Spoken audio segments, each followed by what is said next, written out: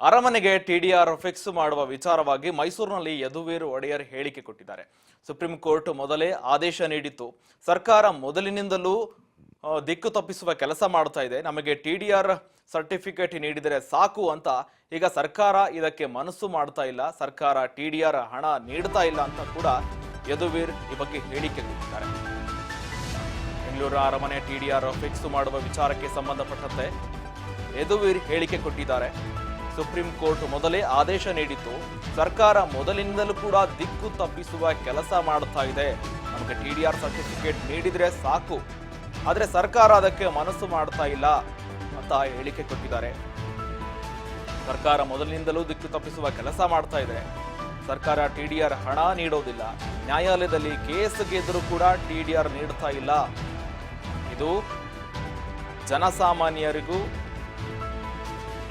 ಜನಸಾಮಾನ್ಯರಿಂದ ರಾಜನಿಗೂ ಕೂಡ ನೀಡಲೇಬೇಕು. ಆದರೆ ಸರ್ಕಾರ ಮಾತ್ರ ನಿರ್ಲಕ್ಷ್ಯ ತೋರಿಸ್ತಾ ಇದೆ. ಜನರೇ ಇದನ್ನ ಮುಂದಿನ ದಿನಗಳಲ್ಲಿ ಪ್ರಶ್ನೆ ಮಾಡ್ತಾರೆ. ಬಗ್ಗೆ ಮೈಸೂರಿನಲ್ಲಿ ಯದುವೀರ್ ಹೇಳಿಕೆ ಕೊಟ್ಟಿದ್ದಾರೆ. ಬೆಂಗಳೂರು ಅರಮನೆ ಟಿಡಿಆರ್ ಮೈಸೂರಿನಲ್ಲಿ ಯದುವೀರ್ ಒಡೆಯರ್ ಹೇಳಿಕೆ ಕೊಟ್ಟಿದ್ದಾರೆ. ಅರಮನೆ ಟಿಡಿಆರ್ ಫಿಕ್ಸ್ ನೀಡುವ ವಿಚಾರಕ್ಕೆ ಸಂಬಂಧಪಟ್ಟಂತೆ ಮೈಸೂರಿನಲ್ಲಿ ಯದುವೀರ್ ಈ ಬಗ್ಗೆ ಹೇಳಿಕೆ ಕೊಟ್ಟಿದ್ದಾರೆ.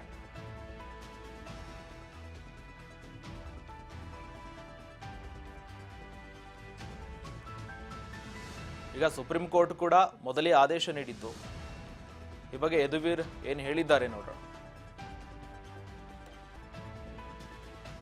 ಸುಪ್ರೀಂ ಕೋರ್ಟ್ ಮೊದಲನೇ ಆದೇಶ ಕೊಟ್ಟಿತ್ತು, ಈ ಟಿಡಿಆರ್ ಕೊಡಿ ಮತ್ತು ನಂತರ ನೀವು ಮುಂದುವರಿಯಿರಿ ಅಂತ ನಿಮ್ಮ ಚಟುವಟಿಕೆಯಲ್ಲಿ.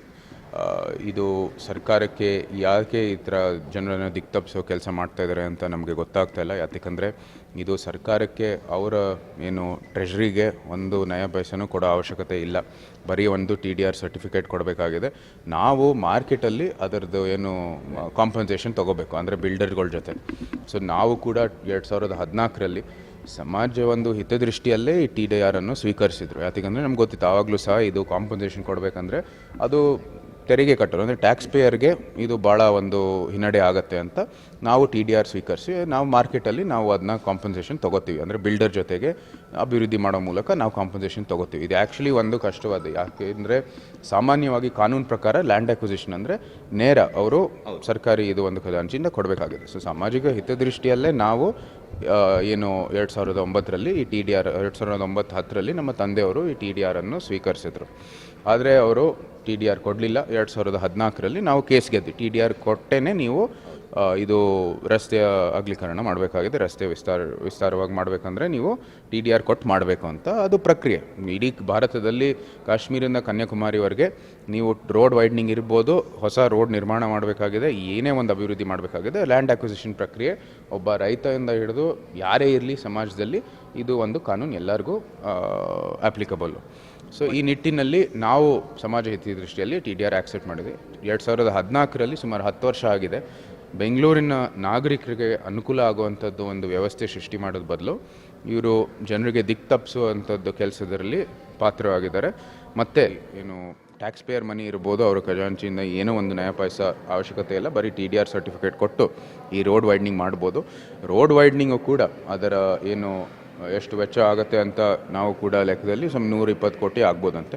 ಇದ್ರ ಬದಲು 8,000 ಕೋಟಿಯ ಒಂದು ಟನೆಲ್ ರೂಪಿಸ್ತೀವಿ ಅಂತ ಹೇಳಿರೋದು, ಅದು ಸಹ ಒಂದು ರೀತಿ ಯೋಚನೆ ಮಾಡಬೇಕಾಗಿದೆ. ಯಾಕೆಂದರೆ ಕಡಿಮೆ ಒಂದು ಮೊತ್ತದಲ್ಲಿ ನೀವು ಒಂದು ಅಭಿವೃದ್ಧಿ ಮಾಡ್ಬೋದಂದರೆ ಅದಕ್ಕೇ ನೀವು ಕೈ ಹಾಕಬೇಕು. ಜಾಸ್ತಿ ಇದು ಏನು 8,000 ಕೋಟಿ ಕೊಟ್ಟು, ಅಂದರೆ ಟ್ಯಾಕ್ಸ್ ಪೇಯರ್ ಮನಿ ಕೊಟ್ಟು ನೀವು ಒಂದು ಟನೆಲ್ ಮಾಡ್ತೀರಾ ಅಂದರೆ ಇದು ಜನರು ಪ್ರಶ್ನೆ ಮಾಡಬೇಕಾಗಿದೆ. ಇದು ಸುಮ್ಮನೆ ದಿಕ್ತಪ್ಪಿಸುವಂಥದ್ದು ಕೆಲಸ ಈ ಸರ್ಕಾರವನ್ನು ಮಾಡ್ತಾ ಇರೋದು. ನಾವು ಅವರು ಏನು ಮಾಡ್ತಾರೋ ಮುಂದುವರಿತಾರೋ ನೀವು ಅವ್ರನ್ನೇ ಕೇಳಬೇಕಾಗಿದೆ. ಆದರೆ ಸುಪ್ರೀಂ ಕೋರ್ಟ್ ಆದೇಶ ಭಾಳ ಸ್ಪಷ್ಟವಾಗಿದೆ. ರಾಜ್ಯ ಸರ್ಕಾರ ಯಾಕೆ ಸರ್ ಈ ರೀತಿ ನಿರ್ಧಾರ ತೆಗೆದುಕೊಳ್ತದೆ? ಅರಮನೆ ನಾನು ಹೇಳೋಕ್ಕಾಗಲ್ಲ. ಅವ್ರ ಮನಸ್ಸಿನಲ್ಲಿ ರಾಜ್ಯ ಸರ್ಕಾರದ ಒಂದು ಯಾರು ಮುಖ್ಯಸ್ಥರು ಇದ್ದಾರೆ, ಅವರ ಮನಸ್ಸಿನಲ್ಲಿ ಅವರ ಆಲೋಚನೆ ಬಗ್ಗೆ ನಾನೇನು ಹೇಳೋಕ್ಕಾಗಲ್ಲ.